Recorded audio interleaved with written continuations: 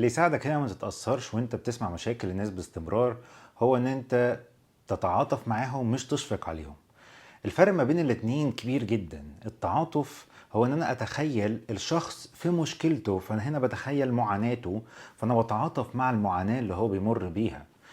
الشفقة انا بتخيل المشكلة وبتخيل قد ايه هي ممكن تكون صعبة لو انا فيها، فببتدي ان انا ابقى راكب جزمته، فساعتها هنا انا بعيش كل المشاكل اللي انا بسمعها. فالفرق هنا كبير، واللي يفرق واللي يخليك ان انت تعرف تفرق ما بين الاتنين او تعمل الاتنين، ان انت تعمل التعاطف مش الشفقة، هو ان انت تصدق في البني ادم، تصدق فيه ان هو عنده كل الامكانيات اللي تعرف تساعده ان هو يخرج من المشكلة اللي هو بيمر بيها. هو مساعدتي ليه تساعده ان هو يوصل لامكانياته ويتحكم فيها علشان يعرف يعدي من الظروف دي. فاحنا كده كده احنا الاتنين زي بعض، وانا مصدق فيه وفي امكانياته وعندي امل فيه،